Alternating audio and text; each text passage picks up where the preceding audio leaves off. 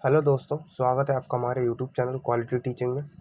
दोस्तों, हम लोगों ने chapter number 4 linear in equation को कंप्लीट कर लिया है। ठीक है, अब हम लोग बढ़ते हैं चैप्टर नंबर 5 पर, जो है क्वाड्रेटिक इक्वेशन, और ये एक बहुत ही इंपॉर्टेंट चैप्टर है बोर्ड के लिए। ठीक है, सबसे पहले हम लोग इसमें एक्सरसाइज नंबर 5A कंप्लीट करते हैं, लेकिन 5 एक छोटी सी एक्सरसाइज है और इसमें हम लोग ज़्यादा टाइम वेस्ट नहीं करेंगे। जो भी इसमें क्वाड्रेटिक इक्वेशन में समझाने का बेसिक से लेके बिल्कुल एडवांस तक, वो मैं आपको आगे की एक्सरसाइज में समझाऊंगा, बी एक्सरसाइज में। इस एक्सरसाइज में ज़्यादा कुछ खास है नहीं, तो वीडियो ज़्यादा लॉन्ग ना हो, इसलिए मैं इसमें आपको एक छोटी सी चीज़ समझाकर पहले मैं एक्सरसाइज कंप्लीट कराता हूँ 5A, और 5B जब एक्सरसाइज हम लोग स्टार्ट करेंगे उसमें मैं आपको इसके बारे में पूरा सब कुछ समझाऊंगा। ठीक है, तो 5A में थोड़ा सा आपको ये समझ लीजिए, ये चैप्टर है क्वाड्रेटिक इक्वेशन। क्वाड्रेटिक इक्वेशन की फॉर्म जो होती है, फॉर्म इंपॉर्टेंट है। सबसे पहले तो आप ये समझ लीजिए, A X square plus B X plus C is equal to 0, कि एटलीस्ट किस टाइप की इक्वेशन आपको दी होगी उसको आप देखकर कह पाओगे कि ये आपकी क्वाड्रेटिक इक्वेशन है। जैसे हम लोगों ने लीनियर इक्वेशन भी पढ़ी हुई है, लीनियर इन इक्वेशन भी पढ़ी हुई है ना, इन वन वेरिएबल। ठीक है, इसमें भी ये आपकी वन वेरिएबल में है, लेकिन कैसे समझ पाएंगे आपके इस वाली इक्वेशन को क्वाड्रेटिक इक्वेशन कहा जाता है, उस चीज को ध्यान से सुनिए। कोई भी इक्वेशन अगर आपको इस फॉर्म में दिखती है तो आपकी वो क्वाड्रेटिक इक्वेशन होगी। किस फॉर्म में? A X square plus B X plus C. पहला टर्म जो होगा उसमें वो होगा एक्स स्क्वायर का, फिर एक्स का स्क्वायर है ना, तो जस्ट इसके दूसरा टर्म जो आएगा वो एक्स का आएगा, और तीसरा टर्म बिना एक्स का होगा, जिसको कांस्टेंट बोलते हैं। यानी इक्वेशन एक्स के रिस्पेक्ट में चलेगी और इक्वल में जो भी नंबर होगा 0 होगा। ठीक है, कांस्टेंट वाले नंबर को यहाँ ले आए ना हम लोग।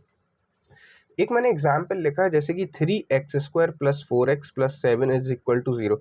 तो ये देखो, आप इसी फॉर्म में है ना, अगर इसको आप मैच करो तो x² फिर x वाला टर्म फिर कांस्टेंट वाला टर्म, समझ में आया ना। तो ये इसके फॉर्म में, यानी कि ये इक्वेशन जो हमारी है ये क्वाड्रेटिक इक्वेशन है। अब ध्यान से सुनो, क्वाड्रेटिक इक्वेशन तभी होती है जब इसमें जो x है उसकी हाईएस्ट पावर कितनी होगी? 2। Set clear? इसमें हाईएस्ट पावर 2 होती है, फिर x वाला टर्म होता है और फिर बिना x वाला टर्म होता है कांस्टेंट। तो इस टाइप की फॉर्म को बोलते हैं क्वाड्रेटिक इक्वेशन। ठीक है, आपने इस टाइप की इक्वेशन जो है फैक्टराइजेशन चैप्टर में पढ़ा हुआ, क्लास 8th में 9th में।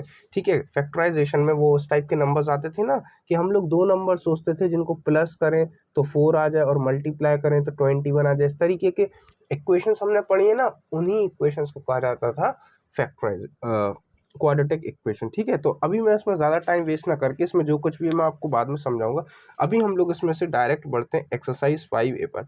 5 एक बहुत ही इजी और आसान एक्सरसाइज है, इसलिए इसमें ज़्यादा कुछ है नहीं, तो मैं आपको डायरेक्ट अभी यही कराता हूँ। तो इसका आप लोग फर्स्ट क्वेश्चन देखेंगे।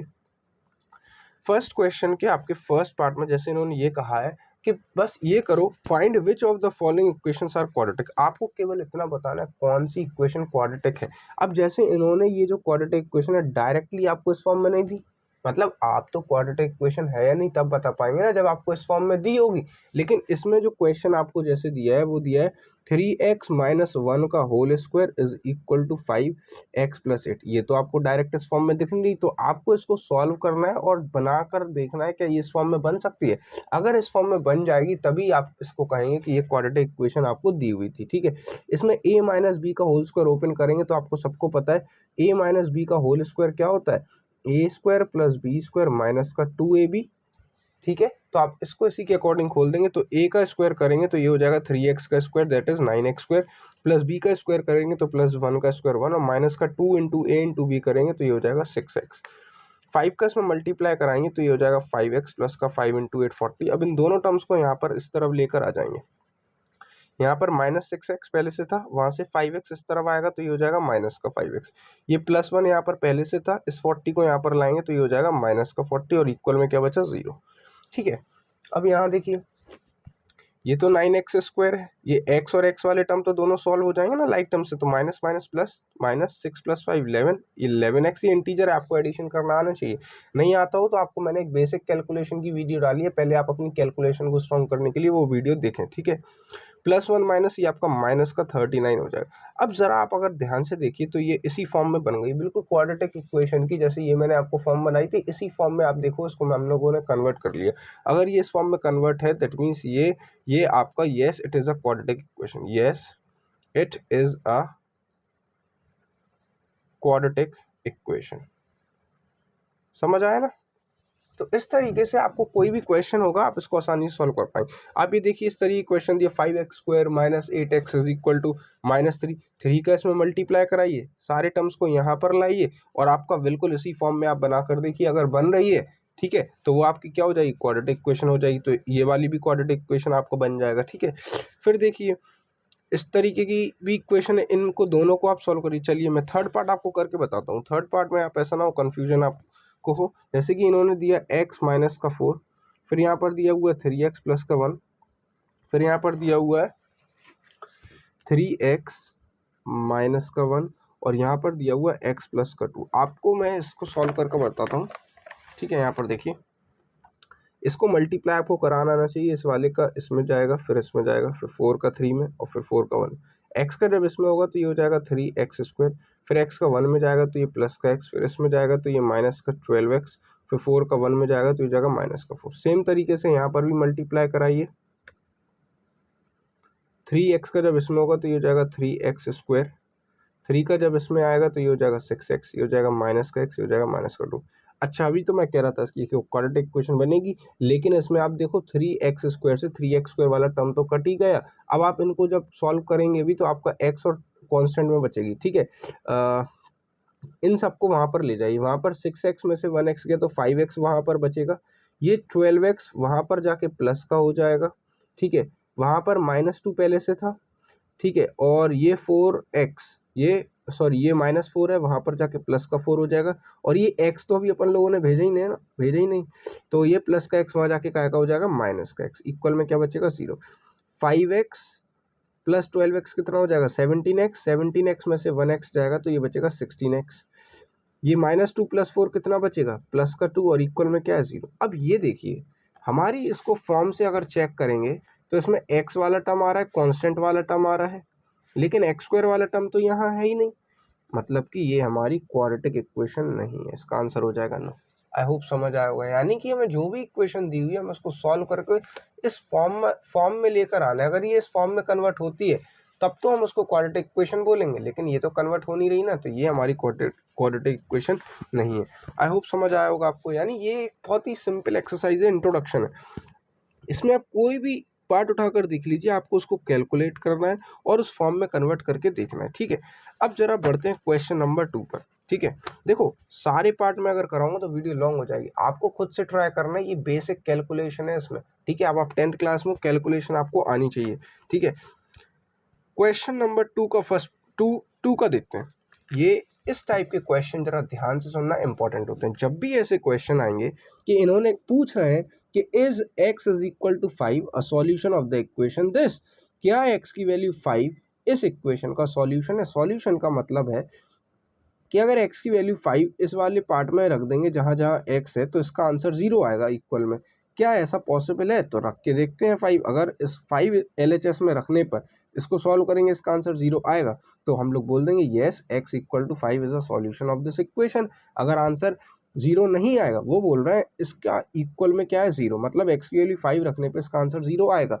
अगर आएगा तो येस आंसर हो जाएगा, नहीं आएगा तो नहीं होगा, नो हो जाएगा। x इज इक्वल टू 5 और इक्वेशन क्या है हमारी, x² माइनस का 2x minus 15 is equal to 0। तो जहाँ पर x है वहाँ पर 5 रख दो। हमने LHS ले लिया, LHS में ये पूरा पार्ट है ना, x का स्क्वायर x की जगह 5 रखा, मतलब 5 का स्क्वायर माइनस 2x, x की जगह क्या रखा 5 और ये क्या है -15। सॉल्व करो, 5 का स्क्वायर कितना होगा 25। ठीक है, माइनस ये 2 5 10 और ये कितना है -15। 25 ये माइनस माइनस प्लस, तो ये -25 और 25 माइनस 25 क्या है 0। और RHS में भी आपका क्या दिया हुआ था 0, मतलब LHS और RHS दोनों इक्वल आ रहे हैं कि नहीं आ रहे हैं। अगर दोनों इक्वल आ रहे हैं मतलब हाँ x की वैल्यू 5 रखने पर इसका आंसर क्या आ रहा है 0, तो हम बोल देंगे कि yes x is equal to 5 is a solution, जो आपको क्वेश्चन में पूछा। आई होप समझ आया होगा आपको। ठीक है, इस तरीके के क्वेश्चन जब भी आपके आएंगे तो आपको उसमें उसकी वैल्यू को सेटिस्फाई कराना है। जैसे कि नेक्स्ट आपसे कहा है x की वैल्यू -3 क्या सॉल्यूशन है इस इक्वेशन का, यानी जहां पर भी इस इक्वेशन में x है LHS में वहां आप -3 रखो, सॉल्व करो इस इक्वेशन को, और अगर उसका आंसर इक्वल में 0 दिया, 0 आता है, ठीक है, तो ये सॉल्यूशन होगा, अदरवाइज नहीं होगा। मतलब इसका फर्स्ट पार्ट जैसा मैंने सॉल्व करके दिखाया, सेकंड आपको अपने आप से करना बिल्कुल सेम। क्वेश्चन नंबर 3 पर बढ़ते हैं। बिल्कुल वैसा ही क्वेश्चन, लेकिन इसको मैं इसलिए करके दिखाऊंगा क्योंकि इसमें रूट की वैल्यू दे दी और बच्चे रूट देखकर घबरा जाते हैं। यानी कि इसमें x इक्वल टू नहीं लिखा, लेकिन इक्वेशन तो x के टर्म में ही है ना, समझ आ रहा है। तो इसमें ये जो रूट के अंदर 2/3 वैल्यू दी, ये x की ही वैल्यू है। लेकिन इसमें वो आपसे ये नहीं पूछ रहे हैं कि ये इसका इक्वेशन का सॉल्यूशन है या नहीं। इसमें वो बोल रहे हैं आपसे कि root of 2/3 is a solution of equation this, यानी ये जो वैल्यू दी ये इस इक्वेशन का सॉल्यूशन है। सॉल्यूशन के इक्वल में 0 दिया, मतलब इसको रखने पे इसका आंसर 0 आएगा, पक्का आएगा। तो पक्का 0 आएगा। तो ये कह रहा है find the value of m, तो इसमें कहीं ना कहीं m मिसिंग है, m की वैल्यू में निकालनी है। देखो अभी तक हम लोग क्या करते थे कि अभी हम लोग चेक कर रहे थे, जैसे ऊपर के क्वेश्चन में कहा था कि बताओ ये इसका सॉल्यूशन है या नहीं, लेकिन इस क्वेश्चन में कहा है कि x की ये वैल्यू जो है सॉल्यूशन है किस इक्वेशन का, 3x square plus m x plus का 2 इज इक्वल टू 0। मतलब ये x की वैल्यू इस इक्वेशन का सॉल्यूशन है। मतलब क्या है इस लाइन का कि अगर इस x की वैल्यू को इसमें पुट करेंगे और इसको सॉल्व करेंगे तो इसका आंसर पक्का 0 आएगा, पक्का 0 आएगा। तो x की जगह पर ये वैल्यू पुट कर दो, 3x का स्क्वायर, x का स्क्वायर मतलब कि रूट के अंदर 2/3 का स्क्वायर, 3 का स्क्वायर मत कर देना, केवल स्क्वायर x पर है, इस चीज को ध्यान रखना। m इंटू एक्स, एक्स का इंटू करेंगे तो ये 2/3 प्लस का 2 इज इक्वल टू 0, स्क्वायर करेंगे 3 इंटू, जब इसका हम लोग स्क्वायर करेंगे तो रूट के अंदर रूट के किसी भी नंबर का स्क्वायर करते हैं तो रूट हट जाता है और उसके अंदर वाले नंबर आ जाते हैं, ठीक है। प्लस m 2/3 और ये प्लस का 2 इज इक्वल टू 0। क्या आपको नहीं पता 3 से ये 3 कट जाएगा, यहाँ क्या बचेगा 2, 2 प्लस 2 कितना हो जाएगा 4,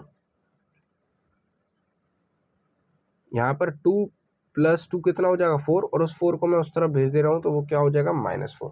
इतने में किसी को कोई डाउट, ठीक है।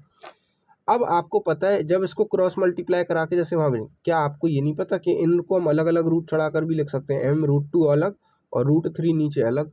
यहाँ पर क्या -4 क्रॉस मल्टीप्लाई कराएंगे तो m के पास क्या पहुँच गया मतलब 4 के पास क्या पहुँच गया √3, और ये वाला √2 कहाँ जाएगा नीचे, ठीक है। अब मुझे आप जरा ये वाला स्टेप यहाँ पर समझना, जैसे ये -4 बाहर निकला है, जैसे सपोज करो रूट के अंदर 16 होता तो ये किसका स्क्वायर रूट है, 4 आ जाता, 4 का मतलब ये जिसका भी स्क्वायर रूट है वो नंबर बाहर आ जाता है। जैसे रूट के अंदर मैंने लिखा 4 इंटू 2। अब इसको हम और क्या लिख सकते हैं, जैसे 4 है, 2 का स्क्वायर है ना, तो 2 बाहर आ जाएगा, रूट के अंदर केवल एक 2 रहेगा। ये तो किसी का स्क्वायर नहीं था तो वो रूट के अंदर रहा, लेकिन ये तो 2 का स्क्वायर था तो ये जिसका स्क्वायर था वो 2 क्या आ गया बाहर। इसी तरीके से जरा इसको सॉल्व करो, अब उल्टा काम करेंगे। ये 4 रूट के बाहर लिखा हुआ है, मतलब अगर ये रूट के बाहर लिखा, मान लो ये रूट के अंदर होता तो ये इसका स्क्वायर रूट के अंदर होता ना, जैसे 4 2 का स्क्वायर था तो 2 बाहर आया, मतलब जब ये 2 अंदर लिखेंगे रूट के तो इसका स्क्वायर करके लिखेंगे ना रूट के अंदर। वैसे ही इस 4 को जरा रूट के अंदर करके लिखो, रूट के अंदर करके लिखो, 3 तो है ही उसके साथ लिखो, तो 4 जो बाहर आया, लेकिन अंदर तो 4 का स्क्वायर 16 होगा ना, और नीचे क्या है, पूरा एक बड़ा रूट बना लो, नीचे क्या है 2, ठीक है।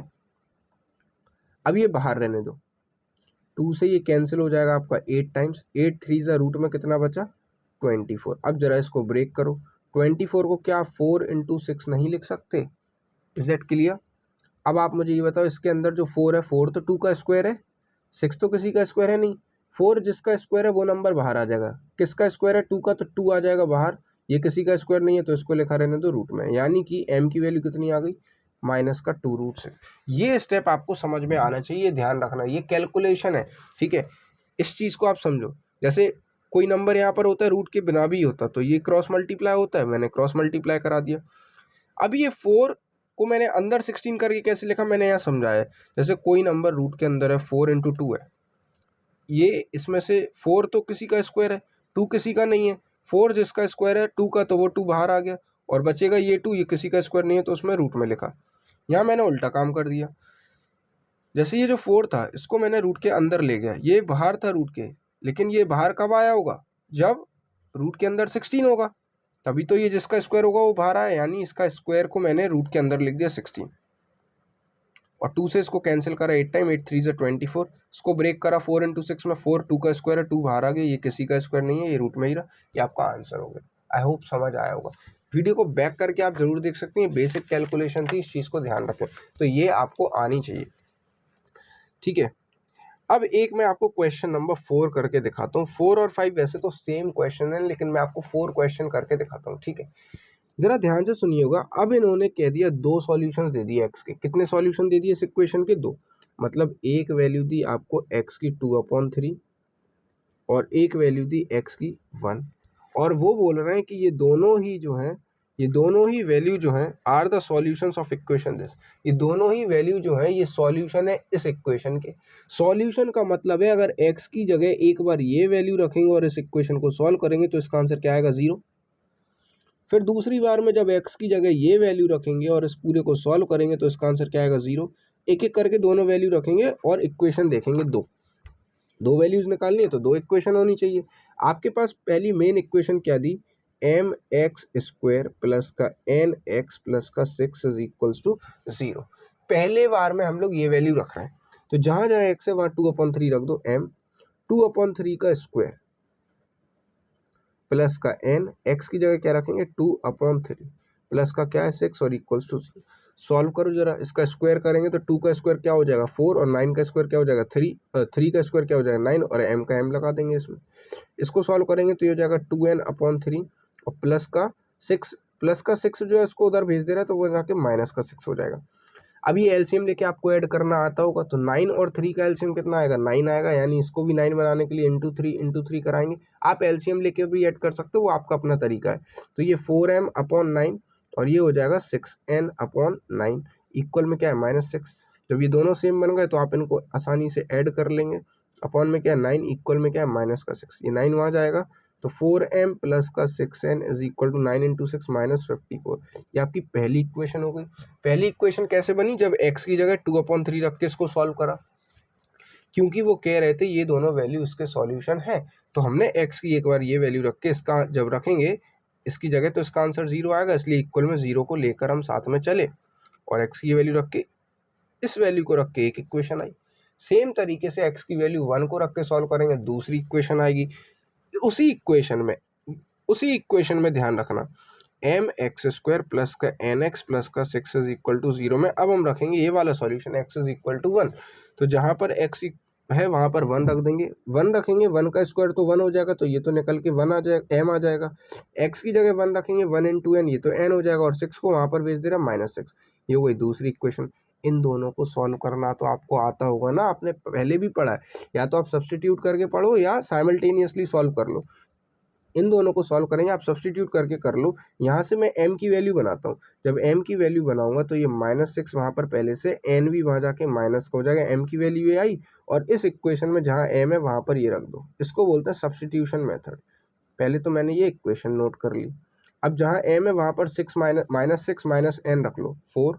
m की जगह रखा मैंने -6 माइनस n, ये प्लस का 6n इक्वल में माइनस का 54।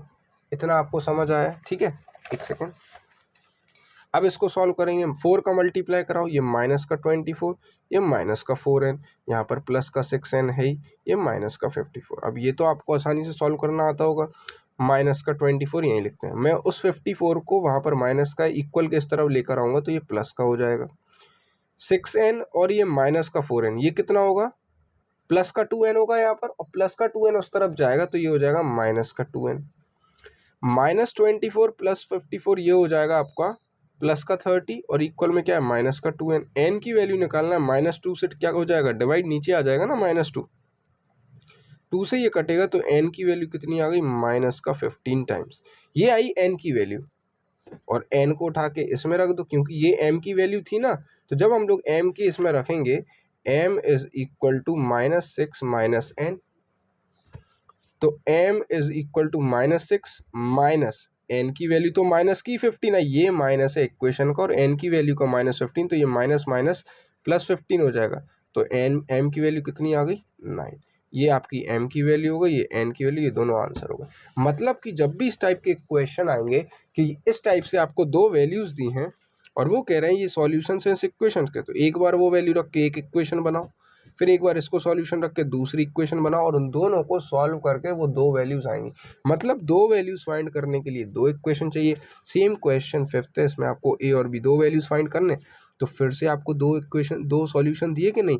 एक बार एक्स की वैल्यू 3 रखोगे आप इस इक्वेशन में और सॉल्व करोगे इक्वल में 0 रख के, तो आपकी एक इक्वेशन बनेगी। फिर x इक्वल टू -3 को आप पुट करोगे इसमें और इक्वल में 0 लेके सॉल्व करोगे तो एक दूसरी इक्वेशन आएगी ए और बी में, और जहाँ x है वहाँ ये वैल्यूज रखना और उन दोनों इक्वेशंस को सॉल्व करोगे तो आपको ए और बी की वैल्यू मिल जाएंगी।